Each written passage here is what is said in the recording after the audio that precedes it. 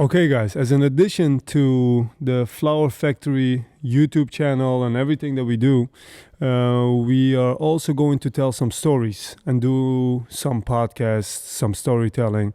And this will be actually the first of our series. And we're not even going to give it a name. We're just going to tell the story today of. Of our pizzeria. Okay. We started in 2012. So that's why you invited me today for your podcast. And the topic is gonna be, what is the story behind Danona? How do we started like 10 years ago? Yep. Our brand Danona in a small city. Yes. And what are all the stories behind the pizzeria? Yes. So how did we start the pizzeria? How did that go, man? Bro, crazy man. I know. I was there. I can remember 2000.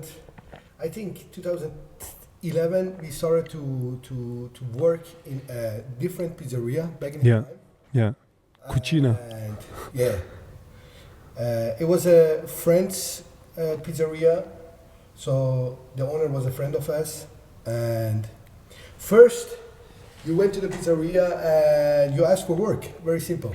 That's right. As a cook, kind of, I started there as a dishwasher, man. or as a dishwasher. Yeah, during the summer, I cannot forget, man. Yeah. And you fixed that job even for me. Because a friend of mine, he was a kind of manager there. Yeah. Manager. Manager. Hey, man. So I called him. I said, "Okay, man, do you have some work for my brother?" He said, "Yeah, I just sent him." And yeah, you started work there. Yeah, I started working there, and then I upgraded a bit from dishwasher to be able to make my own pizza at the end of the evening. And then I went to the cold side, meaning making some salads and desserts and everything. And eventually I became, I don't know how the fuck it became, but I became a chef there. I don't know. I cannot even fucking cook, man. I just do something. And eventually I told you like, hey, let's run this place together in the kitchen, you know? Just come over. Let's work a bit. And I think at least in my head, you joined and we worked there together, of course. I remember that. I don't know why you came, but this is how we started learning about Italian cooking, I guess. How to make pizza, pasta, Yeah. how to run the backside of the pizzeria business. Yeah. And okay, cut the bullshit. We started there, Yeah. and there was this pizzeria. It had enough opportunities to become a good selling business, good running business. But unfortunately, the owners, I think, they didn't know how to do that. Yeah, they were just doing something, man. So we were three friends, and one of us he was running the front side of the business, Yeah. and we together we run the back side of the business. Yeah. And it started first month, second month, I think third or fourth month. It started to become bigger and easier for us to work there, but also bigger and selling was better, and somehow we managed to make it a great place. Yeah, definitely. I'm not Together going to say with like, the owner, yeah. definitely. Yeah, but I'm not going to. Yeah, we are here to just tell straightforward what the fuck is going on, okay? So I'm not going to hold back. We made the motherfucking place, okay? Together with the owner, of course, but like we work very hard. We also checked like where to buy some stuff. At some point, we were doing like almost everything in the pizzeria, except it wasn't our pizzeria. The sales went up and everything because of the love that we put in the business, all the effort that we put in the business. And so I think at that point we were also feeling like, at least from my side, I felt a bit like, hey, I deserve more than this or something, you know? Not like in a way that I feel privileged, like, hey, I should get more or something, but like we were doing a lot and the business was doing very good. And at that moment, around that time, I think, what was that? After working for a year there or something? I've worked for 8 months. Yeah. Exactly 8 months. So we started somewhere in I think February 2011. No, Yeah, 2011, doesn't matter. 2011. And then at some point, this guy walks in. 2011 or 12, and then working for 60 euro a day. Yeah, yeah, yeah. We started the kitchen from 9:30 or 10 o'clock morning, and we closed the kitchen around 10. Yeah, yeah. It was 12 hours of work. 12 hours work, 15 minutes, maybe 30 minutes break. Yeah. You were allowed to eat something, to eat a pizza or a pasta, and then making lunch, breakfast, lunch, The mise en place, the preparations, and everything. preparations. Yeah, It everything. was a fucking small kitchen. Yeah. It was like, I don't know, man, 15 square meters, 20 square meters, something like that. Yeah. Pizza oven, Yeah, yeah. Not bigger. everything inside there. You know, the dishwashing. It was a small kitchen, man, and you had to like run back and forth, and like we would have like 50 tables with the terrace, Yeah. something like that. I don't know, 40, 50 tables with the terrace, maybe. Like, or how many seats would the restaurant have? Like for the people to have an idea. I think 40, 50. Okay, 40, 50 seats, and like it would get full like twice a day. You know, it was quite something, and you had to do everything yourself in the kitchen. Like it was different, man. And then for 60 euros, that was fucking nuts. And then these days, when I hear all these fucking kids talking and how they look and everything, You don't forget, after 3 months, I've been upgraded to 65 euros. yeah, we got a raise and everything. Okay, Sal, that's another story. Let's go. Okay. So, how did we start the pizzeria? So somewhere around September the same year, I started the kitchen morning, and it was a lunch break. So I was standing and I was making, I don't know, something for myself to eat, something for a friend of mine who works in the front of the business. And suddenly he came into the kitchen and he told me, bro, listen, there is this guy from, I don't know, Bangladesh or Sri Lanka. I think Sri Lanka. Sri Lanka, yeah. I knew this guy also from somewhere else. I don't know. Yeah. I've seen this guy a lot. The city is small. He has like a place and he want to sell it. Yeah. That was exactly the words. You can buy it for $4,000. Yeah. How can you buy, the goodwill of a business for 4,000 euros? Yeah, that's nothing. So that means that you get the business, you get the name, the customers, and also all the equipment inside for It was 4,000. not much. It was not much. It was. Yeah, it but wasn't- still. it wasn't a great deal. Actually, it was. It was not a great place. It No, had a lot definitely of not. Bad stories before us, but So what happened there in that business is that there were a lot of illegal activities. Like it was in a very small neighborhood, and like the people from that neighborhood, some of the guys living there were also our friends, and they would say, "I would not do it, man. You're fucking crazy." They would even bet money against us, like for that it was going to fail. Like they would do side bets with each other on us that this would fail because the reputation on that building was very bad, man. yeah, it was Sorry, continues. very bad. And a friend of mine, he told me, you have to be very quick. Just I fix his number because he's sitting right now with the owner of the business, Yeah. and it's not a great idea to talk about the business right now in someone else's business. Yeah, that's not nice. So just call him. So I remember the next morning, I called the guy. I said, bro, listen, I have heard the story about your business. You want to sell it? Let's make an appointment. So we met each other, and he started to ask 8 or 9 grand. Yeah, yeah, And I asked him, like, what's the problem? He said, very easy.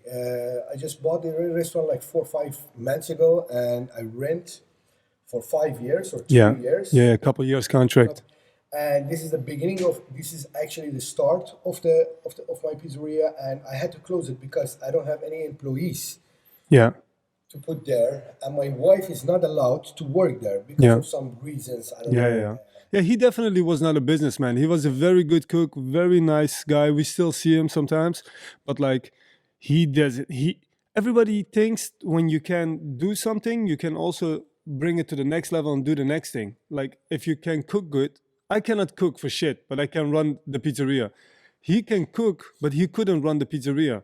And that was his big problem. Now he couldn't run the pizzeria, and then he had this, I think it was a 3-year contract. He had a 3-year contract. He didn't have personnel. Some days he would be open, close. I think even he worked somewhere else also to, like, he didn't know what to To do. be a good owner of a restaurant place, you need to be a little bit of everything together. Yeah. It's not just cooking or being a businessman. You have to smile to people. You have to be a people's man. You have to be a lot of things. Yeah, 1,000 things. It's not just cooking. And definitely, if you start some business with low budget, Yeah, you have to be all the things yourself because you're not able to hire people who can do those things. So Exactly. you have to do it yourself. Anyway, as an so entrepreneur. he told me 8, route. 9. I told him 6. Oh no, I told him 4.5. He came to 7. I told him 5. But actually, that time of my life, I was broke. Yeah. So We were fucking broke. the praise stories of Danona, those stories are very special stories. Yeah. I'm not gonna tell you right now. I'm gonna give you everything in one podcast. But at that time, it was really a fucked up moment in my life. Yeah. I was broke, and I saw this, as an opportunity, to just grab. And we didn't even have like $5,000 because we made No, for the sure deal not. for 5. And I told this guy, you know what? if I'm gonna give you 5, and within 1 month, if it seems to be a succeed story. Yeah, success. If it's going to run well, then we're going to pay you more. And then I'm gonna give you like €500 bon chance. Yeah. I remember that. I'm really gonna do this. And we shake hand, and then I don't know. So for how much did we buy it? 5, and then after 1 month, we called him. Yeah. We gave him €500 extra. Yeah, we gave him some extra. 5.5. Yeah. And we didn't even have fucking €5,000. No. I remember. I borrowed like €300 from this friend, €100 from that friend. You were working for, I think, couple weeks even at the restaurant. I was working somewhere else at the restaurant while we were also running not running the pizzeria, while we were renovating the pizzeria. So it looked a bit okay to open the pizzeria while not knowing how to make Pizza. dough. We didn't fucking know how to make dough because every restaurant owner, pizzeria owner, always acts mysterious about how to make dough. It's fucking water, flour, yeast, salt, and oil. You just throw these things together and you get fucking dough. To be fucking honest, I even forget how to make dough right now. I still know it. But like this is how it happens. And then so we didn't know how to make it. The next thing, we don't have any money. There are so many stories, Marcel. We didn't have a dough mixer. We didn't have a dough mixing machine. Bro, everything we had right back in the day, it was a broken oven inside that pizzeria. We had a cooking unit in the pizzeria, and I think a broken kind of fridge or two. Everything was broken. Even the tables were wooden and shit. Like that old pizzeria. So we took over this pizzeria, and the name was already Danona. We didn't have even money to change the stickers on the window, so we kept the name Danona because the stickers were, I think, like €150 or €250, whatever. We were like, yeah, why would we change that? Doesn't matter. We just do our pizzas, we give the service, and then at some point people will recognize that the owners have changed and whatever. But like, I remember you're talking about the oven. Salah was baking pizzas in the oven, and I was at the, how do you say that? Meterkast. Like the place where all the electricity switches are. The electricity. I don't know, like fuses. The fuses yeah, are. yeah. So when we would bake for too long, the oven had a shortage that someone had to stand by the fuses to flip the fuse up every fucking like To 5 minutes hold, to to hold the hold the power. fuse Yeah. so it doesn't come down. Yeah, that was that bad. It's because of the oven was broken and it has like shortcuts inside. Yeah, the shortages. system, shortages, and as much as you bake pizzas and you open the fucking door of the oven, the temperature of The temperature yeah, the temperature of the goes oven down. goes down, and Yeah, then yeah. it needs more More power. electricity. And So that's then the why. switch would come down, and so we kept the switch up. During the rush hours, Yeah, it was crazy. 6:30 in the evening. So that's how we started I want the business. I want to talk about the making the dough because people don't know, especially these days when we were working in the pizzeria. And then fucking yesterday, bro, Marco, he comes to me. He's like, "This scooter is like that. That tire is like that. This scooter doesn't have a right mirror. This scooter doesn't." Like the kids these days, they don't know the stories from back in the days. And you cannot say and be like a grandpa and say like, "Yeah, back in my days" or whatever. But like they're so spoiled. So just imagine we were mixing, I think, like 10, 15 kilos of dough in the first days by hand. Like some people would say, like, what the fuck? That's normal. It was definitely like more than 30, 45 days. Okay, this is how I remembered it. Like couple days. Oh fuck! If you think that that's easy, you mix like 1 kilo of dough at home. That's easy. Try mixing 5. I'm not saying 10, 15. That's a bitch. You're mixing for a long time and it's going to cost a lot of energy. So I remember that we contacted the former restaurant where we worked. It was during I think this was even, yeah, anyway, it doesn't matter. The time doesn't matter. We would go to the old restaurant To use their dough machine. to use their dough machine in their basement, Yeah. make the dough, put it on a platter without making the balls of dough, put it in the back of the car, drive. It was at the other side of Maastricht. It's not that far, we but had still, to it's cross like the river. it's a 10-minute drive. We had to bring it back in time, so not get stuck in traffic or when it was a hotter day or whatever, because the dough will rise too much and everything. Get it to our pizzeria and then make the portions. Imagine, man. This is how we made the fucking first pizza dough. That was really bad. That was really bad. And then another story that I will never forget is how we used to deliver in the beginning, man. That was so crazy. Like we would put a pizza in the oven. It takes like 3 to 5 minutes for a pizza to bake in the oven.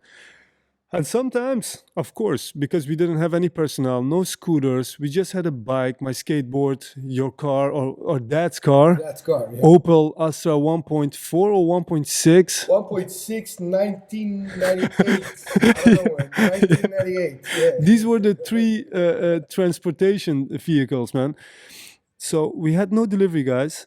Sal would be there sometimes on his own, or I would be on my own with my mom next to me, or my dad next to me, and then I would put a pizza in the oven, take the delivery bag. My mom or dad would close the pizzeria. I would run or go with bicycle, deliver the pizza to be back in like 3 to 5 minutes to turn the pizzas around, take them out of the oven. And sometimes they would burn. And imagine you come back to the business, someone is waiting in front of the business. The phone of the fucking pizzeria is ringing. I call it harira. It was fucking harira, man. It was a fucking chaos. And then we had to pick up the phone and the customer would say like, "Hey, where's my pizza, man? What the fuck? It's already 1.5 hours."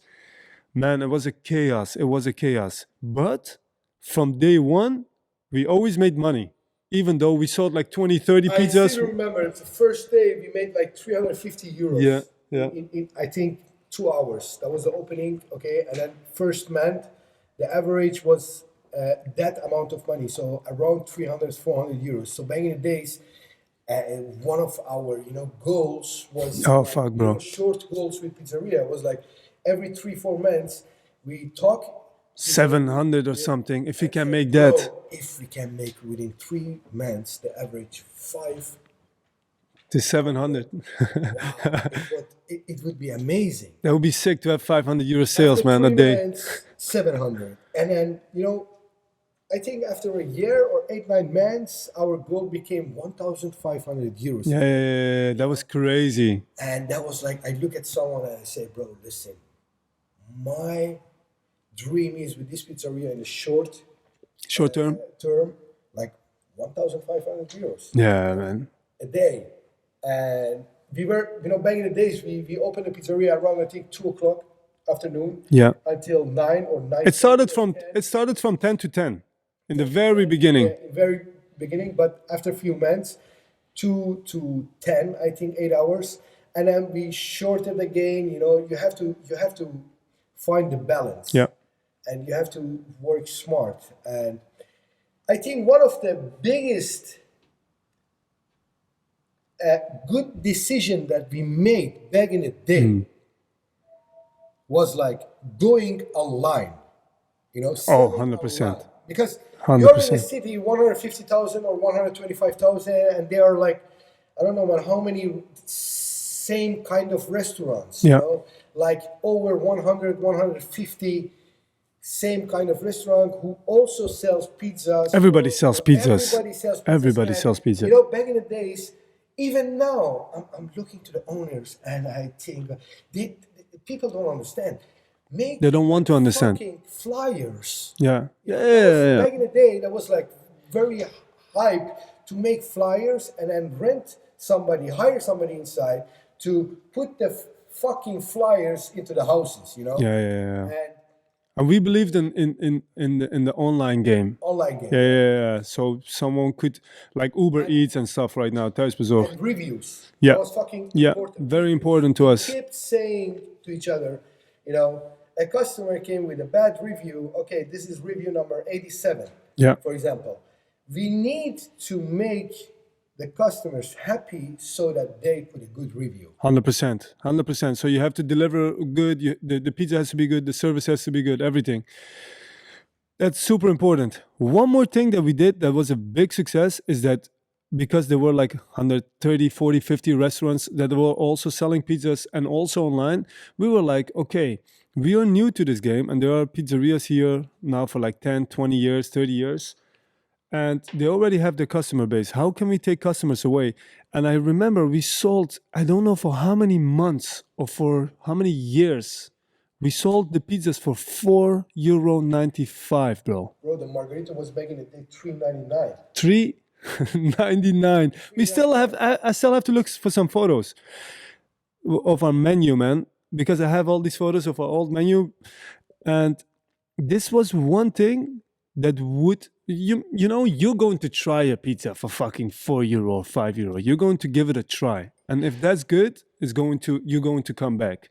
But if you're going to keep the same price as another pizzeria that already has its loyal customers for like 10 years, it's going to be hard. And I remember, besides all the things, like we were nice and like, blah, we did it like this, we did it like that. But also the price was also very, very important. The price was very important, and the service had to be okay. But Yeah. the price, that was a thing. That was a game changer to me. I still remember after a few months when we bought like one scooter, like one fucked up scooter. A It was Peugeot Ludex. fucking broken. Everything was broken on this thing. It was like, I bought it for €125 Bro, from this guy.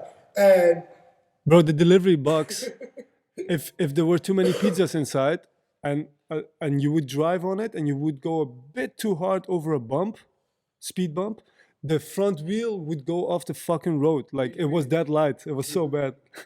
And Sorry. we made this advertisement thing on a scooter, and I still have them in the fucking attic. our slogan was like the cheapest Cheapest pizzas pizza in town. Cheapest pizzas in So town. you have to fight actually in a way that you can survive. at that 100%. time, 100%. between all these motherfuckers on the Yeah, market, yeah. at the same market. Yeah. And also, I remember that like first 2 years or 2.5 years, we didn't took like a lot of money, man. Bro, we were living off, at some point when we were doing well, we were still living off a salary of €700 each. I remember €500. Yeah, in my head, like at some point that was like 700 for like, I think 2 years or so. But one thing we don't mention over here is that we started the pizzeria. It was Solar's action to take the pizzeria, to take that opportunity. And then we did it together. But until today, a lot of people don't know, and we don't communicate that because, yeah, it's, I don't know for what reason, but like Salah is only 25% shareholder. Someone is only 25% shareholder. From day one, we made our parents 50% shareholder just because they are our parents. And this is not to say like that we are great or this or that, because you know what I fucking hate, Sal?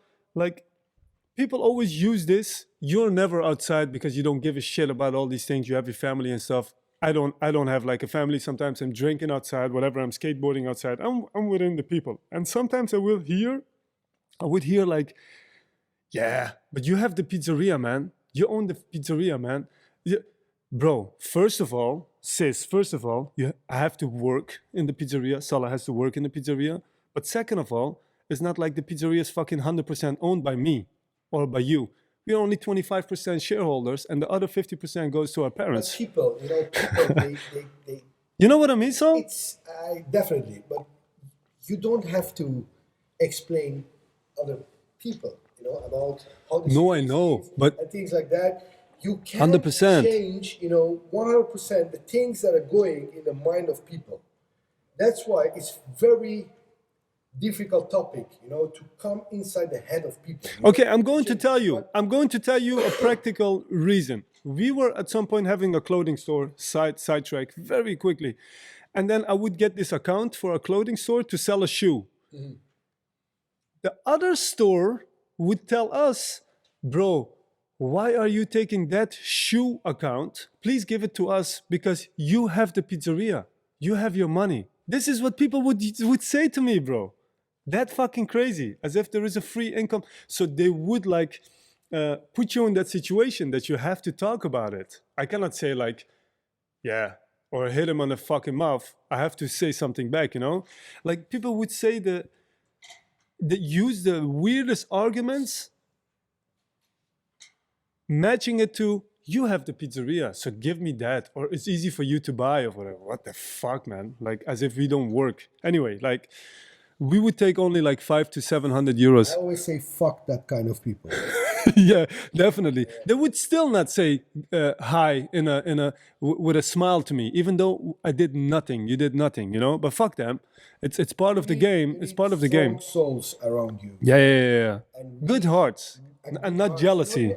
If somebody is strong, I believe he has also the heart is at the right place. It's fucking jealousy, Sol. That's a fucking bitch. That's a problem. Jealousy is It's like so bad, man. eating you from the inside. Yeah. It's bad for that other person, man. I feel bad for It's him. bad for you, motherfucker. Don't try to control it. I know that it's very difficult, but try just to control it. Try not to Bro, you live your own life. let it see. Yeah. Anyways, Yeah, fuck that. so I think this is a good introduction to the pizzeria, huh? online was a unique selling point back in the day. Definitely. Even now. Okay. Hardworking Oh, fuck. and not taking a lot of money Definitely from not. the business, No. And just going and going. Not buying anything. And being a unit, being united, Yeah. That's nowadays I'm seeing a lot of people around me, the society, everybody is on his own. Okay. Yeah. It starts with family. Yeah. That's a fucking central thing. That's the cornerstone. Imagine you don't have money, you don't have this, you don't have that, and life is always hard. You have to suffer. Okay, it's a part of the game. But what is easier to reach your goal? Being united with your family or friends that you're living with, or going solo? Salah, people don't understand this. Back in the day, we were thinking like, okay, we are family, four persons family. Okay, what is easier to reach our goal? Being united, living in one fucking home, Yeah. sharing the fucking rent, Yeah. and all the costs, Oh, to bro. get stronger. Yeah. So that way, I don't have my own cost. You don't have your own cost, and It's they just don't one have their cost. own. It's one cost. Yeah. I know it's difficult to imagine this situation, but you can reach your goals easier Yeah, and faster. of course. Just don't buy the fucking shoes. Don't get a drink. Don't go on holiday. We didn't go on holidays for years, bro. Still, I didn't go on holidays for years. I don't care about that. But like people want to start something, and within 3 months they want to fucking buy a car, do this, and become a millionaire in 1 year. Like it doesn't work like that, man. I It's just would love to do this, yeah, that would be amazing. but you know, There's also reality. long distance is not gonna work. Long term, it does Long term- definitely not work. It's not gonna work. Okay. Anyways, I think this has been a good introduction. No, you want to add something to the story? next. Yeah, I think Let's give it in bits because I have so many things in my head it's a from lot. that time. But a lot. let's call it like those stories, pizza stories, whatever. Like we will tell some stories. Yeah, man, it's good. Sal, thank you very much. I'm going to press a button here to see what it sounds like. Hey! You build your head again. We dildoed your head, according to Salar again, and then this will be like an introduction in our to our talks together. We will do this many more times, man. Sometimes. Okay, sometimes. Have a very good one and stay blessed. Bye bye.